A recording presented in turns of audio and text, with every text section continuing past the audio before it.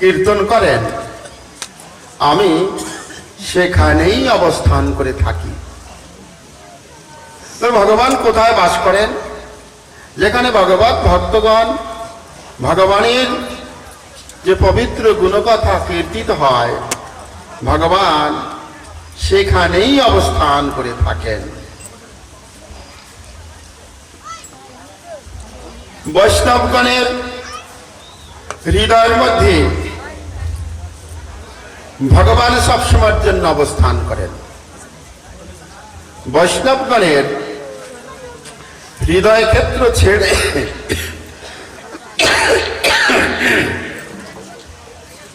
তিনি অন্যত্র কোথায় অবস্থান করেন না। ভক্তগণের করে অন্যেরে করায়, এটাই ভক্তগণের কাজ।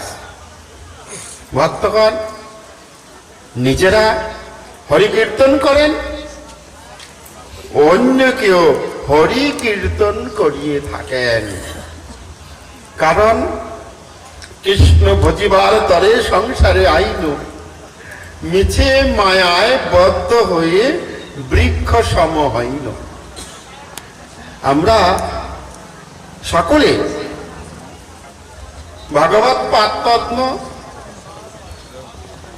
আরাধনা করবার জন্য এসেছি।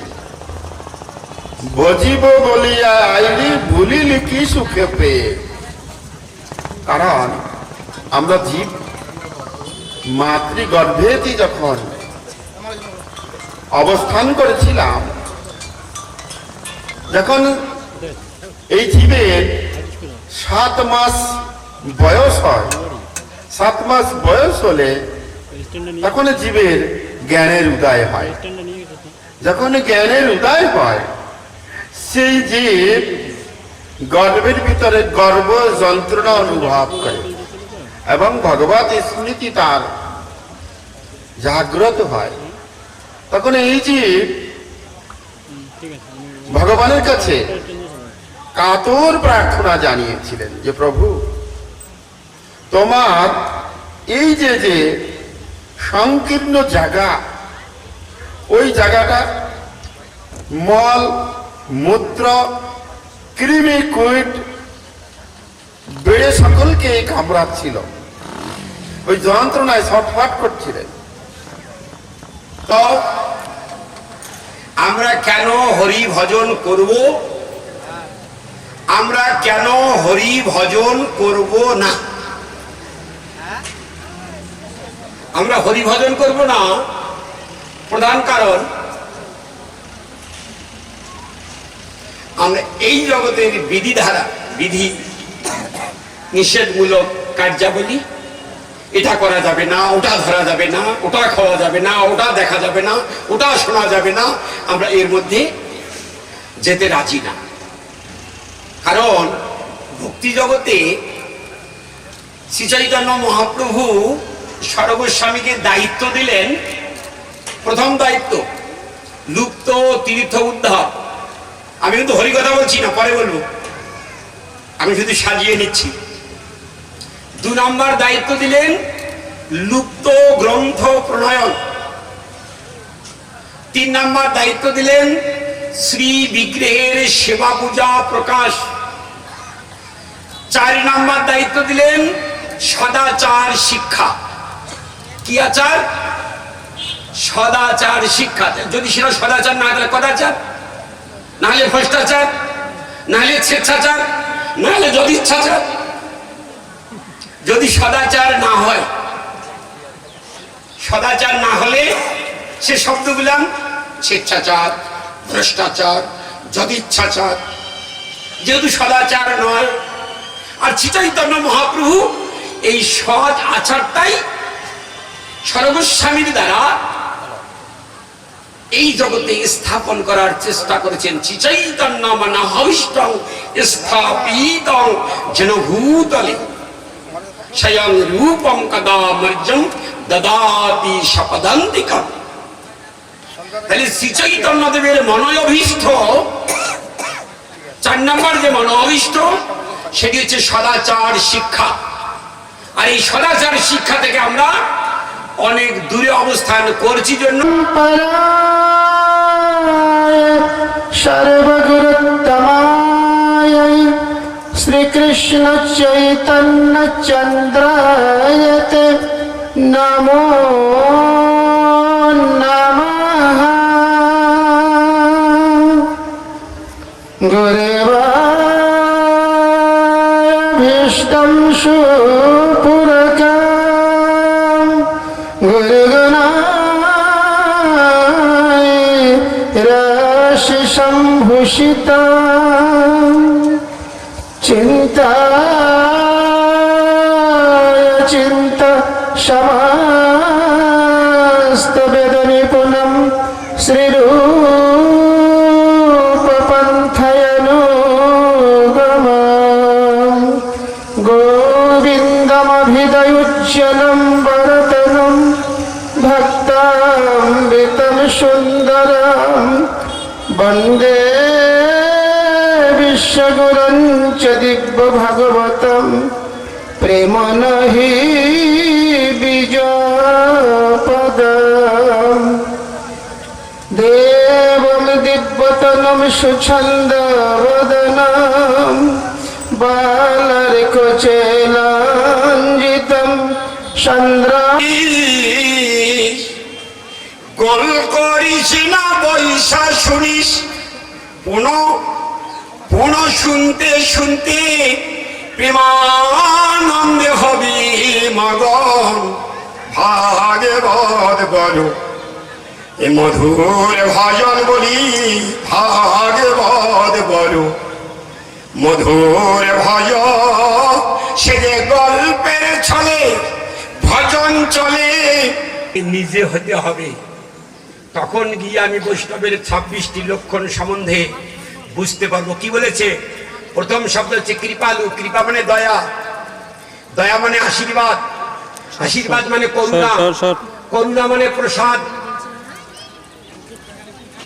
কি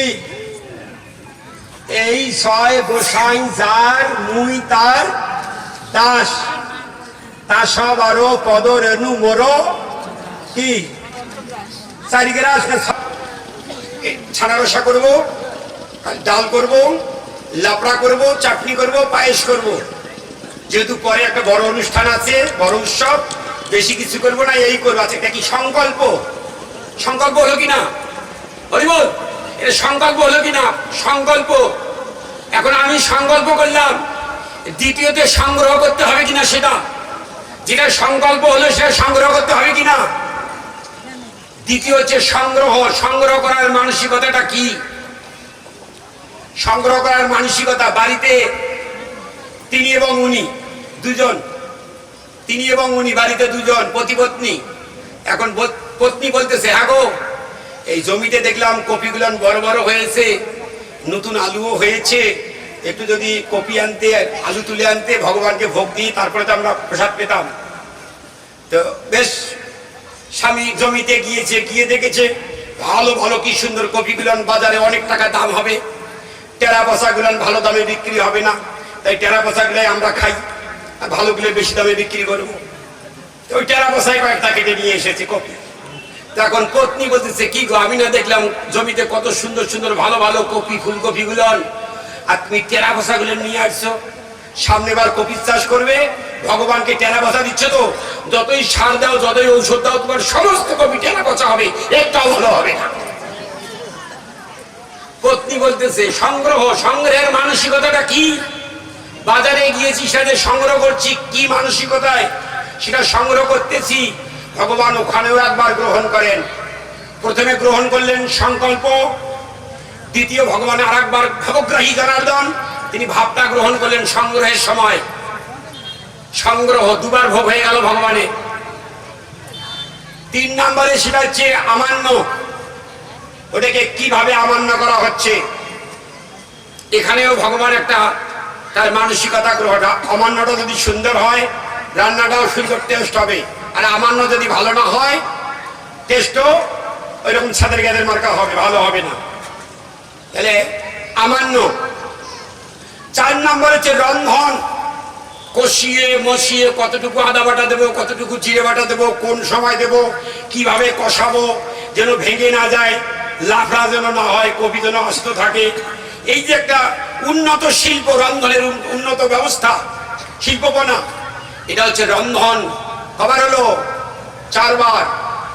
এবার সব শেষে সেটা ভগবানকে আহ্বান করি, প্রভু কৃপয়া স্বাগতং কুরু ইদং আসনং শ্রীং রাধা কৃষ্ণভ্যং নমঃ, ইদং আস্মরিয়ং শ্রীং রাধা কৃষ্ণভ্যং নমঃ, ইদং অন্ন ব্যঞ্জনং সুমিষ্ট দ্রব্যং সুমিষ্ট ফলং শ্রীং রাধা কৃষ্ণভ্যং নমঃ।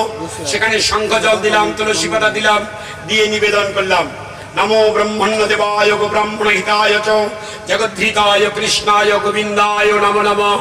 নিবেদন। তাহলে সংকল্প, সংগ্রহ, অমান্য, রন্ধন, নিবেদন কবার হলো? 5 বার তো। ওই জন্য ভগবান ভাবগ্রাহী জনার্দন, তিনি ভক্তের এই ভাবটাকে 5 বার গ্রহণ করেন। ওই জন্য আমরা বলি তা সবারও পদ রেণু মোরো পঞ্চগ্রাস, মানে ভগবানের ওই 5 বার গ্রহণ করা বস্তুটি হচ্ছে প্রসাদ। প্রসাদ মানে কৃপা, কৃপা মানে দয়া, দয়া মানে করুণা, করুণা মানে আশীর্বাদ, আশীর্বাদ মানে প্রসাদ। এখন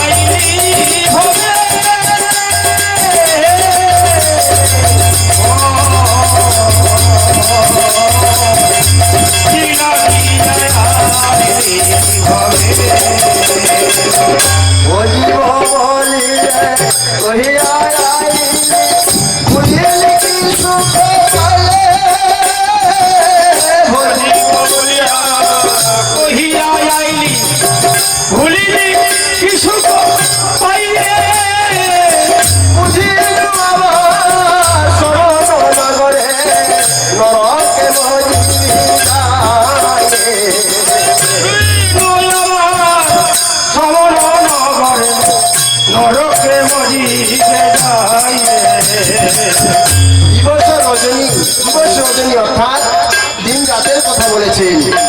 দিবস রজনী আমল তামল পচাবে পানিতে সার, তাহার ভিতরে কখনো কেন কি গোবিন্দ বলেছে নারো, নারো অর্থাৎ না পারো।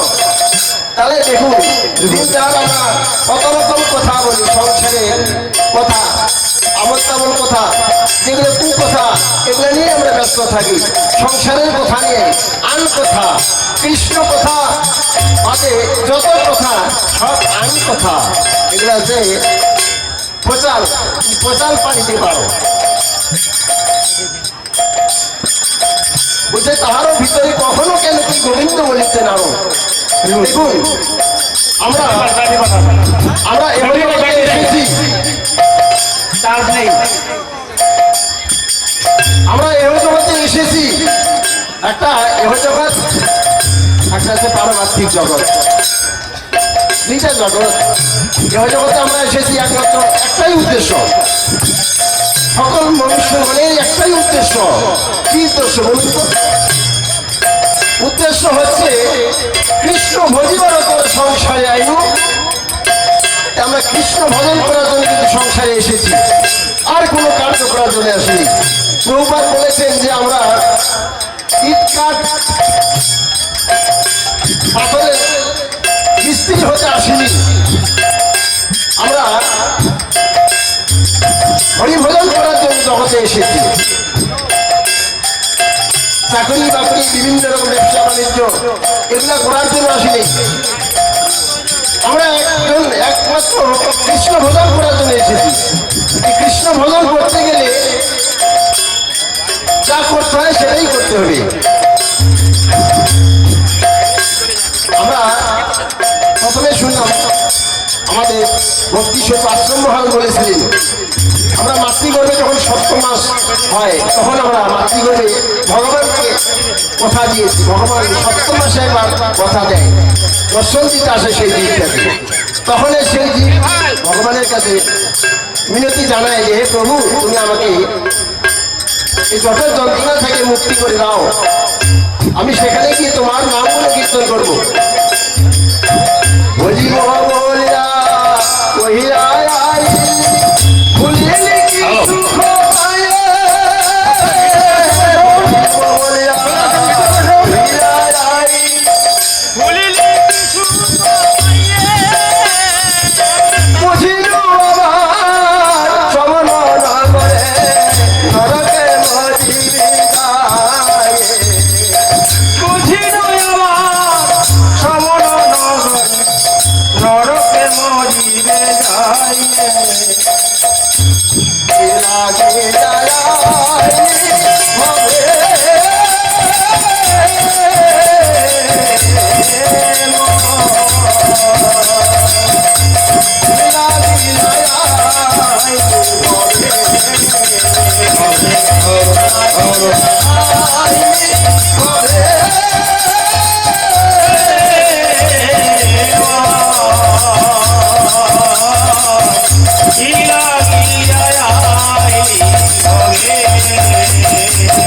বদন ভরিয়া হরিমল যদি ক্ষতি না হইবে, বদন ভরিয়া হরিমল যদি ক্ষতি না হইবে,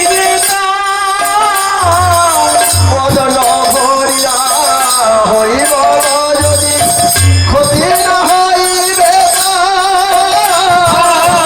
বদন ভরিয়া হরিমল যদি ক্ষতি না হইবে,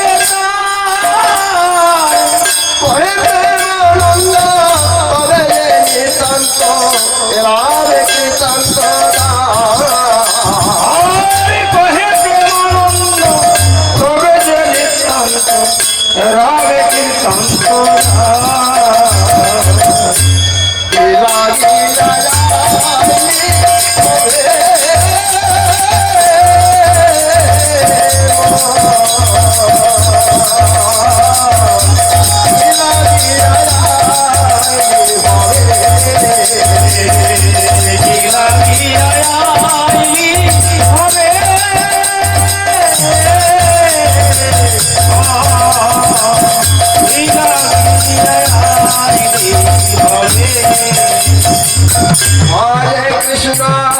হরে কৃষ্ণ কৃষ্ণ কৃষ্ণ হরে হরে, হরে রাম রাম রাম হরে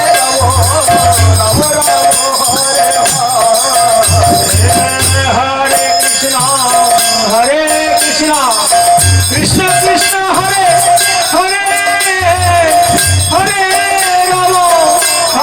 রাম রাম রাম হরে হরে, হরে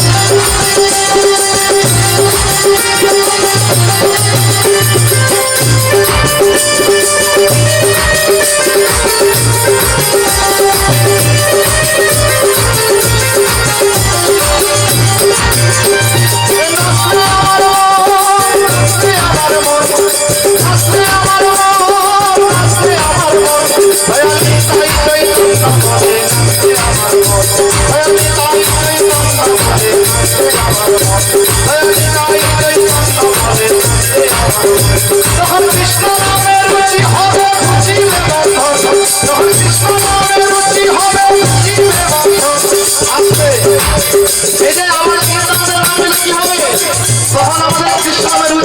আমাদের কিছু হবে তখন কিছু হবে তখন আমরা নিত্যানন্দ নাম নিব অথচ সবাই হাজার বছরের কথাই গৌর কৃষ্ণ নামের রুচি হবে রুচিতে বন্ধন কৃষ্ণ নামের রুচি হবে রুচিতে বন্ধন আরে নাচতে আমার মন নাচতে আমার মন নাচতে আমার মন নাচতে আমার মন দয়ালজি তাই দয়ালজি তাই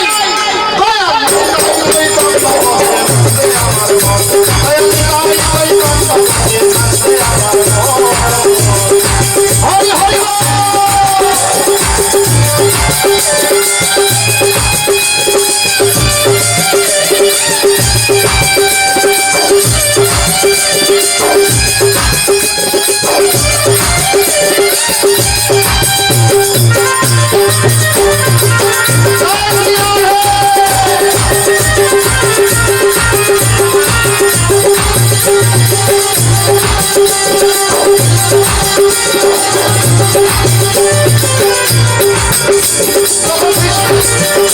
যখন আমার আছে সফল হবে জীবনের জীবন যখন আমার আছে সফল হবে জীবনের জীবন বলাবো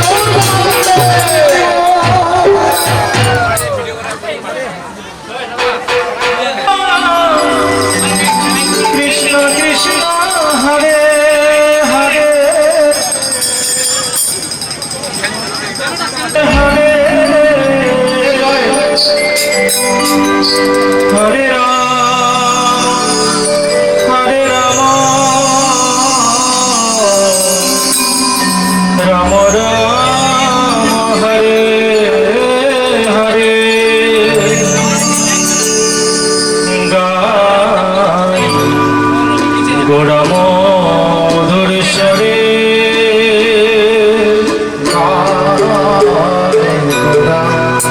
মধুর স্বরে নাম গাই গোড়ামধুর স্বরে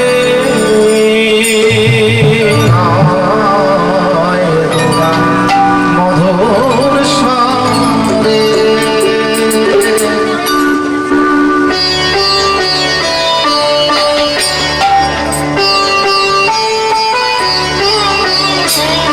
হরি বল সবাই হাতে করে দিয়ে হরি হরি বল।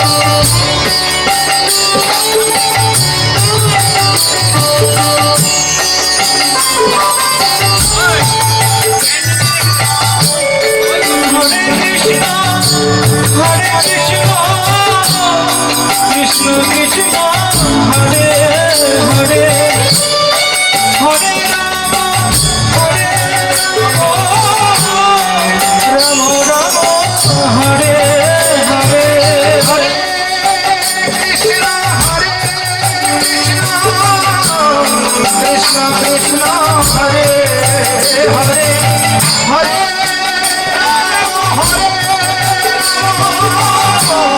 রাম রাম হরে হরে সরে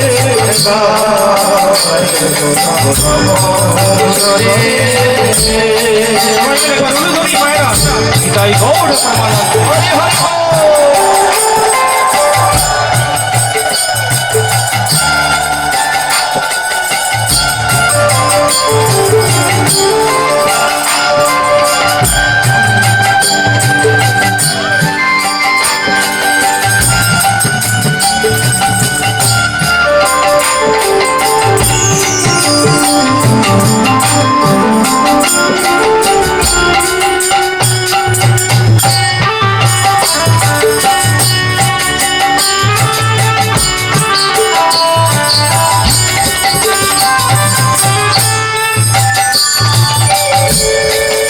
গৃহে থাকো বনে থাকো সদা হরি বলে রাখো গৃহে থাকো বনে থাকো সদা হরি বলে রাখো সুখে দুঃখে ভুলো হরি নাম করে